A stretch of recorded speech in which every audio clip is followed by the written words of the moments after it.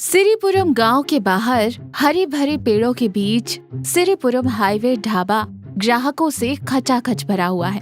ये ढाबा अपनी special chicken biryani और मटन करी के लिए बहुत मशहूर है। ट्रक ड्राइवर और मुसाफिर खाना खा रहे हैं। शंभू काका एक बड़े पतीले में करछी घुमाते हुए गाना गा रहे हैं। यशोदा माई गल्ले में चिल्लर गिन रही है।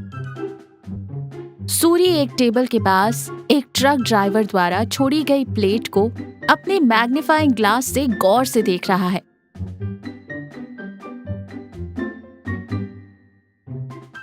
शंभू काका करची रोककर गर्व से मूंछों पर ताव देते हुए कहते, देख रही हो यशोदा माई, इन शंभू काका के हाथों ने स्टीयरिंग घुमाया हो या करची, ये एक जादू ही है। मेरी चिकन बिरयानी की महक 2 किलोमीटर पहले ही लग जाए तो हाईवे पर चलने वाले ट्रकों के टायर अपने आप ब्रेक लगा देते हैं। यही तो है हमारे हाथों का कमाल। यशोदा माई चिल्लर डिब्बे में डालते हुए ताना मारती हैं। वो जादू क्या है पता नहीं, लेकिन कल मटन करी में नमक डालना भूल गए थे। वो truck driver Subba Rao brake मारते हुए आकर तुमसे कितना लड़ा था, याद नहीं है क्या? अपनी तारीफ खुद करना बंद करो और जरा देखो कहीं चूल्हे पर खाना जल ना रहा हो। शंभू काका झेपते हुए सर खुजाकर कहते, अरे वो तो एक छोटी सी गलती थी यशोदा माई। वैसे भी नमक कम खाएं तो बीपी नहीं बढ़ता ना। मैंने तो उनकी सेहत के लिए ही ऐसा किया था। अरे सूरी, क्या कर रहा है बे? आधे घंटे से उस प्लेट को ऐसे क्यों घूर रहा है? उसे धोने के लिए ले जा बाबू, ग्राहक इंतजार कर रहे हैं। सूरी इधर उधर देखकर सस्पेंस म्यूजिक जैसी आवाज बनाकर धीरे से कहता है, ओनर जी, मैं कोई मामूली वेटर नहीं हूँ, डिटेक्टिव सूरी हूँ। इस प्लेट को देखकर मुझे एक बहुत बड़ा शक हो रहा है। शंभू काका चिढ़कर कहते, क्या है रे तेरा शक? क्या उसने बिल के पैसे नहीं दिए? नहीं जी, ग्राहक ने बिरयानी तो पूरी साफ कर दी, लेकिन इस सूखी लाल मिर्च और कड़ी पत्ते को प्लेट के किनारे क्यों छोड़ दिया? क्या ये कोई गुप्त इशारा है? क्या इसके पीछे कोई अंतर्राष्ट्रीय साजिश हो सकती है? मुझे इस पर इन्वेस्टिगेशन करनी पड़ेगी। तभी यशोदा माई माथा पीटते हुए कहती है, अरे करम चले, कोई सूखी लाल मिर्च चबाकर निकलता है क्या बेवकूफ? वो कोई और नहीं, मुझे ही तुझे काम से निकालने की साजिश करनी पड़ेगी। जा जाकर टेबल साफ कर, वरना वो तेरा शीशा निकालकर चूल्हे में फेंक दूंगी। सूरी डर कर तुरंत प्लेट उठाता है और अंदर भाग जाता है। तभी एक बहुत ही बड़ी महंगी काले रंग की कार तेजी से धूल उड़ाते हुए ढाबे के सामने आकर रुकती है। टायरों की आवाज सुनकर ढाबे में बैठे सभी लोग उस तरफ दौड़ जाते हैं। कार में से कामेश बहुत गुस्से में उतरता है। उसकी आंखों में घमंड है और हाथों में एक पुरानी डायरी। कामेश ढाबे के चारों ओर नफरत भरी नजरों से देखता है। अपने जूतों पर लगी धूल झाड़कर वो जोर से चिल्लाता है, कहाँ है वो चोर? कहाँ है? शंभू काका कौन है? छुपा मत, बाहर आओ। सब एकदम शांत हो जाते हैं। शंभू काका हाथों में लगा आटा अपने गमछे से पोंछते हुए घबराकर रसोई से बाहर आता है। सूरी तुरंत एक पुरानी झाड़ू उठाकर डिटेक्टिव के पोज में शंभू काका के पीछे खड़ा हो जाता है। शंभू काका शांत स्वर में हाथ बांध कर खड़े हैं। मैं ही हूँ बाबू, शंभू काका। क्या हुआ? इस तरह सबके सामने क्यों चिल्ला रहे हैं? क्या खाने में कोई कंकड़ आ गया? आप तो अभी अभी आए हैं ना? कामेश गुस्से में आगे आकर कहता है, खाने में कंकड़ नहीं, तुम्हारी नियत में खोट है। मेरा नाम कामेश है, मैं शहर के बड़े बड़े होटल चलाता हूँ। ये ढाबा, ये सिरीपुरम स्पेशल नाम और इस खाने का स्वाद, ये सब तुम्हारा नहीं है। तुम एक पक्के चोर हो शंभू काका। यशोदा माई गुस्से में बाहर आती है। ए भाई, जबान संभाल कर बात कर। कार में बैठकर आ गए तो मुंह में जो आएगा वो बकोगे क्या? मेरे पति लोगों का पेट भरने वाले अन्नदाता हैं। 10 रुपए कम ले लेंगे, लेकिन कभी दूसरों के हक का पैसा नहीं मारेंगे। क्या चुराया है इन्होंने तुम्हारी कार के टायर? कामेश यशोदा माई की तरफ गुस्से में देखकर कहता है, टायर नहीं, रेसिपी। सुनो, मेरे दादाजी राघवैया जी 20 साल पहले गुजर गए थे। उनके हाथों के खाने का स्वाद बहुत ही अद्भुत था। वो अपनी सारी सीक्रेट रेसिपी अपनी ही हैंडराइटिंग में एक डायरी में लिखते थे। लेकिन उनके गुजरने के बाद उस डायरी के आधे पन्ने गायब हो गए। इतने सालों बाद तुम्हारे ढाबे के खाने के बारे में सुनकर मैंने अपने आदमियों को भेजकर टेस्ट करवाया, तब पता चला वो पन्ने तुमने चुराए हैं शंभू काका। मेरे दादाजी की रेसिपी से ही तुमने ये ढाबा खोला और करोड़ों कमा रहे हो। सूरी मैग्नीफाइंग ग्लास से कामेश के चेहरे और जूतों को देखता है और फिर कहता है, ओनर जी, ये कोई बड़ा शातिर खिलाड़ी लग रहा है। दादाजी बोल रहा है, किताब बोल रहा है। इसकी बातें सुनकर मुझे कुछ गड़बड़ लग रही है। मैं अपने स्टाइल में इसकी इंटेरोगेशन करता हूँ। आप थोड़ा साइड हटिए। ए कामेश, सच सच बता, तू कौन से ग्रह से आया है?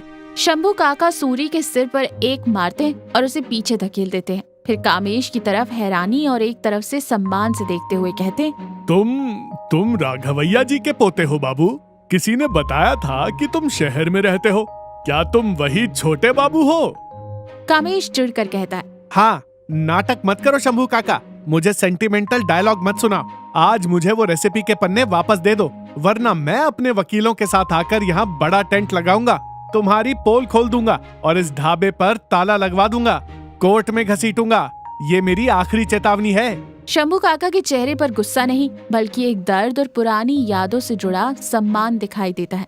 शंभू काका धीरे से मुस्कुराते हैं। यशोदा माई शंभू काका को हैरानी से देखती हैं।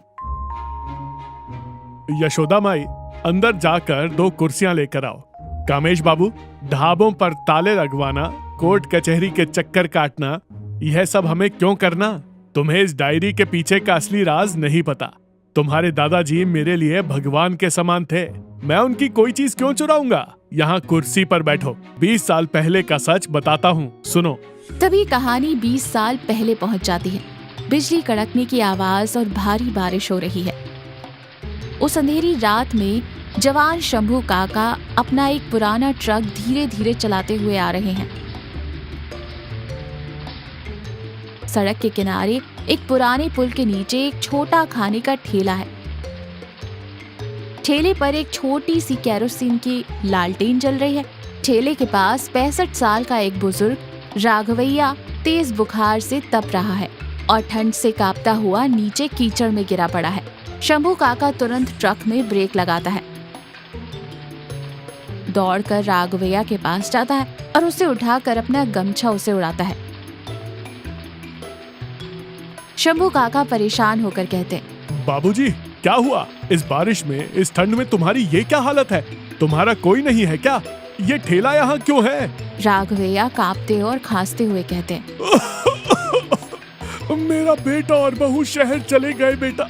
मेरे पोते और मेरी सारी जायदाद को लेकर वो मुझे यहाँ अकेला छोड़ गए। मुझे खाना बनाना बहुत पसंद है। हाईवे से गुजरने वाले भूखे मुसाफिरों को इस ठेले से खाना खिलाकर ही मैं अपनी बची हुई जिंदगी काट रहा हूँ। लेकिन आज बुखार की वजह से मैं एक कड़छी भी नहीं पकड़ पा रहा हूँ। अगर कोई मुसाफिर आया और उसे भूखा लौटना पड़ा तो मेरी जान निकल जाएगी। सामान सब रखा है, लेकिन मेरे हाथों में ताकत नहीं है बेटा, मुझसे नहीं हो पा रहा। जवान शंभू काका की आंखें भर आती हैं। उसे उस बुजुर्ग पर दया आती है। तुम परेशान मत हो बाबूजी, मैं सिर्फ एक ट्रक ड्राइवर ही नहीं हूँ, बचपन से खाना भी बहुत अच्छा बनाता हूँ। आज रात तुम्हारे इस ठेले का शेफ मैं हूँ। तुम वहाँ कुर्सी पर बैठकर आराम करो। अपनी रेसिपी में क्या क्या डालना है और कैसे डालना है सिर्फ मुझे बताते जाओ। मैं बिल्कुल तुम्हारे कहे अनुसार पकाऊंगा। राघवैया मुस्कुराते हुए अपनी जेब से बहुत संभाल कर रखी एक पुरानी डायरी निकालता है और शंभू काका को देता है। शंभू काका उस तूफानी बारिश में टेंट के नीचे खड़े होकर गैस का चूल्हा जलाता है। तेल गर्म होने की आवाज और छौंक की महक उस बारिश के मौसम में बहुत अद्भुत लगती है। जब शंभू काका खाना बना रहे थे तो उस महक से राघवैया के चेहरे पर एक असीम शांति और संतुष्टि आ जाती है। खाना पकाने के बाद शंभू काका खुद राघवैया को एक पत्ते पर खाना परोसता है। राघवैया खाना खाते हुए आंखों में आंसू लिए बोलते हैं, बेटा, मैंने अपनी इस डायरी में सिर्फ मसालों के नाम और नाप ही लिखे थे, लेकिन तुमने इस खाने में अपने प्यार और अपनेपन का मसाला भी मिला दिया। मेरे पोते ने मेरी जायदाद ले ली, लेकिन मेरी असली विरासत तो मेरी ये पकाने की कला है। मुझे लगता है कि इस कला के सही वारिस तुम ही हो बेटा। इस डायरी के आधे पन्ने तुम रख लो, आधे मैं रख लेता हूँ। शंभू काका, कभी मौका मिले तो इस हाईवे पर अपना खुद का एक ढाबा जरूर खोलना। भगवान की कृपा से तुम्हें कभी पीछे मुड़कर नहीं देखना पड़ेगा। मेरा आशीर्वाद हमेशा तुम्हारे साथ रहेगा। राघवैया अपने हाथों से डायरी को बीच से फाड़ते और आधे पन्ने शंभू काका के हाथों में रख देते। फ्लैशबैक खत्म होता है और आज का दृश्य वापस लौटता है। कामेश ये कहानी सुनने के बाद भी बिल्कुल नहीं पिघलता। उसमें अभी भी अपना घमंड ही नजर आ रहा था। वो व्यंग और मुस्कुराहट के साथ कहता है, वाह, क्या बढ़िया मनगढ़ंत कहानी बुनी है शंभू काका, एकदम फिल्मी स्टोरी। मेरे दादाजी ने तुम्हें वो डायरी तोहफे में दे दी। मैं ये सब बकवास नहीं मानता। कोई भी इंसान अपनी सीक्रेट रेसिपी सड़क पर मिले किसी अनजान आदमी को कैसे दे सकता है? तुमने मेरे दादाजी की रेसिपी चुराई और अमीर बन गए, बस यही सच है। वो डायरी के पन्ने मुझे दो, मैं यहाँ से चला जाऊंगा। यशोदा माई गुस्से में अब आग बबूला हो चुकी है। ए लड़के, तेरा दिमाग खराब है क्या? मेरे पति मंदिर के भगवान जैसे हैं। उन्होंने दिल खोलकर इतना बड़ा सच बताया और तू उसे मनगढ़ंत कहानी कह रहा है। तेरे दादाजी की सारी मेहनत की कमाई तो तूने शहर में उन 5 स्टार होटल्स में उड़ा दी और अब इस गरीब के ढाबे पर नजर गड़ाए बैठा है। शंभू काका यशोदा माई को शांत करते हुए कहते, शांत हो जाओ यशोदा माई, गुस्सा मत करो। कामेश बाबू, स्वाद कागजों पर लिखी रेसिपी से नहीं आता, वो पकाने वाले के हाथों और उसकी नीयत में होता है। तुम्हें अभी भी मुझ पर चोर होने का शक है ना? तुम्हें यकीन नहीं हो रहा कि तुम्हारे दादाजी ने मुझे वो पन्ने खुशी से दिए थे? तो ठीक है, कोर्ट और वकीलों की कोई जरूरत नहीं है, हम यही फैसला कर लेते हैं। मेरी एक शर्त है। शर्त? कैसी शर्त? मेरे साथ? हाँ, आज रात मैं अपने इस ढाबे में तुम्हारे लिए, तुम्हारे ड्राइवर के लिए और यहाँ मौजूद सभी ग्राहकों के लिए खुद अपने हाथ से एक बड़ी दावत बनाऊंगा। तुम वो खाना खाना। अगर उस खाने में तुम्हें सिर्फ डायरी में लिखे मसालों का स्वाद लगे तो मैं आज ही अपने ढाबे की चाबियां और उस डायरी के पन्ने तुम्हारे हवाले कर दूंगा। लेकिन अगर उस खाने को चखकर तुम्हें तुम्हारे दादाजी की याद आ जाए, उस पुराने प्यार की गर्माहट और एक पिता का प्यार महसूस हो, तो तुम्हें अपनी गलती माननी होगी और सच्चे दिल से मुझसे माफी मांगकर यहाँ से जाना होगा। मंजूर है? कामेश अहंकार और अति आत्मविश्वास के साथ कहता है, डन, एग्रीमेंट। मैंने शहर और विदेशों के बड़े बड़े होटलों में तरह तरह का खाना खाया है। तुम्हारे इस गांव के खाने से मुझे कोई फर्क नहीं पड़ने वाला। मुझे तुम्हारी चुनौती मंजूर है। सूरी तुरंत रसोई में भागता है और बड़े बड़े पतीले और करछी बाहर निकाल लाता है। सूरी उत्साह से चिल्लाते हुए कहता है, चैलेंज, खिलाड़ी कामेश को चैलेंज। आज हमारे ओनर जी के हाथों का खाना इस खिलाड़ी का घमंड चकनाचूर कर देगा। यशोदा माई जी, लकड़ियां लाइए, सूखी लाल मिर्च लाइए, खाना बनाना शुरू करते हैं। इस केस की निगरानी मैं खुद करूंगा। शंभू काका बहुत ही श्रद्धा और भगवान का नाम लेते हुए खाना पकाना शुरू करते हैं। सब्जियां काटना, मांस धोना, घी में छौंक लगाना शुरू होता है। स्पेशल चिकन बिरयानी, महकती हुई मटन करी और आखिर में मुंह में पानी ला देने वाली मीठी खीर तैयार करते हैं। पूरा ढाबा और हाईवे का आसपास का इलाका एक अद्भुत सी खुशबू से भर जाता है। वो महक सूंघते ही कामेश को एक अनजानी सी तेज भूख लगने लगती है।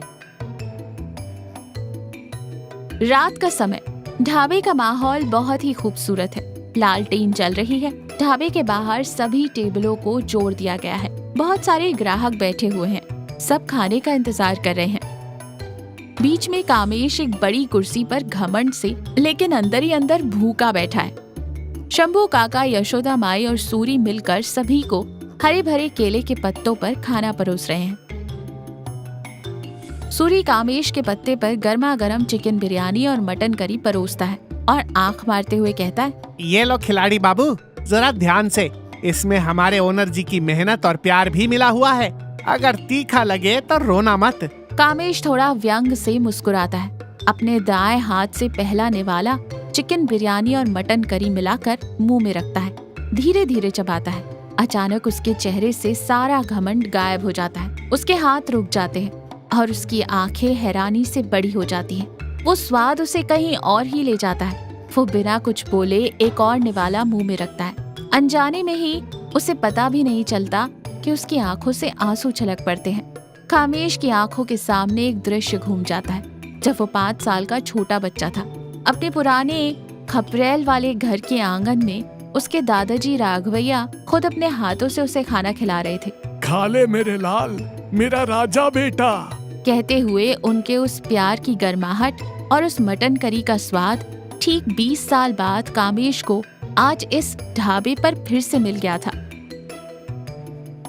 कामेश रोते और कांपती हुई आवाज से हाथों में पकड़े निवाले को वैसे ही थामे हुए कहता है, ये सिर्फ खाना नहीं है शंभू काका जी, ये सिर्फ मसालों का कमाल नहीं है, ये तो मेरे दादाजी का प्यार है, उनके हाथों का निवाला है। मैं पैसों के नशे में, बिजनेस की भागदौड़ में इस असली स्वाद और उस प्यार को न जाने कब भूल गया था। इस खाने में मेरे दादाजी की आत्मा बसती है। अब मुझे समझ आया कि उन्होंने आपको ही क्यों चुना था। कामेश तुरंत अपनी कुर्सी से उठता है और आगे बढ़कर शंभू काका के पैर छूता है। ढाबे में खाना खा रहे सभी लोग अपने हाथ रोककर बहुत हैरानी से ये नजारा देखने लगते हैं। मुझे माफ कर दीजिए शंभू काका, मेरे अहंकार ने मेरी आंखों पर पट्टी बांध दी थी। आप चोर नहीं, मेरे लिए भगवान समान है।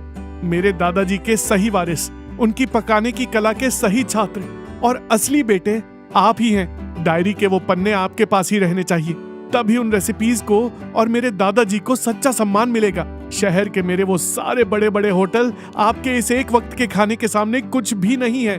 शंभू काका कामेश को प्यार से उठाते हैं। उठो बाबू, बड़ों का आशीर्वाद कभी व्यर्थ नहीं जाता, उनका प्यार कभी खत्म नहीं होता। ये ढाबा तुम्हारे दादाजी की ही दी हुई दुआ है। तुम जब भी इस रास्ते से गुजरोगे, मैं हमेशा तुम्हें तुम्हारे दादाजी के हाथों के स्वाद वाला खाना बनाकर खिलाऊंगा। जाओ, शांति से बैठकर अपना खाना पूरा करो। आखिर में मैंने जो खीर बनाई है वो भी चखना, तुम्हें बहुत पसंद आएगी। यशोदा माई अपनी साड़ी के पल्लू से आंसू पोंछते हुए कहती है, देखा कामेश बाबू, मेरे पति का दिल कितना बड़ा है। आखिर इन ट्रक ड्राइवरों का दिल इस हाईवे की सड़कों जितना ही चौड़ा और विशाल होता है। जा बेटा, जी भर कर खा ले। सूरी अपना मैग्नीफाइंग ग्लास गले पर रखते हुए, केस क्लोज। मैंने तो पहले ही कहा था ना, हमारे ओनर जी के हाथों के स्वाद के आगे बड़े बड़े खिलाड़ियों को भी रोकर घुटने टेकने पड़ते हैं। वैसे बाबू कामेश, खाना अच्छा लगा ना तो जाते वक्त इस डिटेक्टिव सूरी को जरा अच्छी सी टिप देकर जाना। मेरा शीशा टूट गया है, मुझे नया खरीदना है। सूरी की इस बात पर खाना खा रहे सभी ग्राहक जोर जोर से हंस पड़ते हैं। शंभू काका और कामेश एक दूसरे की तरफ देखकर मुस्कुराते हैं। माहौल एकदम हल्का और खुशनुमा हो जाता है।